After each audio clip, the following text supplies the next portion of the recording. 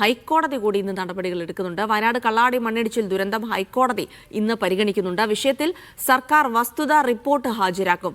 Amicus ക്യൂറിയും ഹാജരാകും. ദുരന്ത കാരണം, നിലവിലെ സാഹചര്യം, രക്ഷാപ്രവർത്തനം എന്നിവയാണ് കോടതി പരിഗണിക്കുക.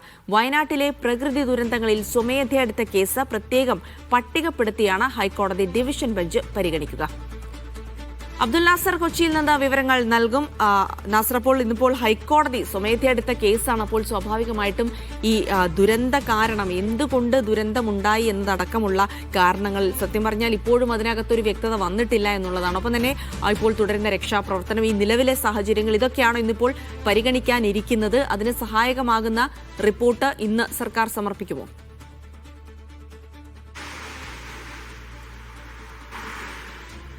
ജിൽസി, വയനാട് ചൂരൽമലയുടെ ദുരന്തത്തിന് പിന്നാലെയാണ് ഹൈക്കോടതി ഇങ്ങനെ ഒരു സ്വമേധയാ ഒരു കേസിലേക്ക് പോകുന്നത്. ആ കേസാണ് ഇന്ന് വെള്ളാടി മണ്ണിടിച്ചിലിൻ്റെ കൂടി പശ്ചാത്തലം പരിഗണിച്ചുകൊണ്ട് അടിയന്തരമായിട്ട് പട്ടികപ്പെടുത്തി ഇന്ന് കോടതി പോസ്റ്റിങ്ങിന് എടുത്തിട്ടുള്ളത്. പ്രത്യേകമായി പറയേണ്ടത്, ഈ കേസിൽ ഇന്ന് AGയോട് നേരിട്ട് ഹാജരാകാൻ പറഞ്ഞിട്ടുണ്ട്. ഈ സംഭവവുമായി ബന്ധപ്പെട്ട് എന്തുകൊണ്ട് ദുരന്തമുണ്ടായി, ഇപ്പോഴുള്ള രക്ഷാപ്രവർത്തനം എങ്ങനെ മുന്നോട്ട് പോകുന്നു, തുടർന്നുള്ള സാഹചര്യങ്ങൾ എങ്ങനെയാണ് നിങ്ങൾ വിലയിരുത്തുന്നത് എന്നുള്ള കാര്യങ്ങളെല്ലാം അറിയിച്ചുകൊണ്ടുള്ള വസ്തുതാപരമായ റിപ്പോർട്ടാണ് AG ഇന്ന് സമർപ്പിക്കുക. മാത്രമല്ല, ചൂരൽമലയുടെ ദുരന്ത സമയത്ത് തന്നെ ഇതിലെ പാരിസ്ഥിതിക പ്രശ്നങ്ങൾ പഠിക്കാൻ ഒരു അമിക്കസ് ക്യൂറിയെ നിയോഗിച്ചിരുന്നു.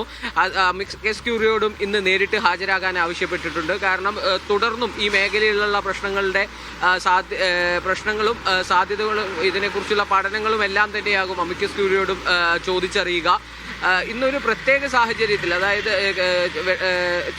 കല്ലാടി ദുരന്തത്തിന്റെ ഒരു പശ്ചാത്തലത്തിൽ തന്നെയാണ് ഇന്നിപ്പോൾ ഇത് അഡീഷണൽ ആയിട്ട് പോസ്റ്റ് ചെയ്തിട്ടുള്ളതും ഇന്ന് ഡിവിഷൻ ബെഞ്ച് ഇന്നത് കേസ് പരിഗണിക്കുകയും ചെയ്യുന്നത്. ജഡ്ജി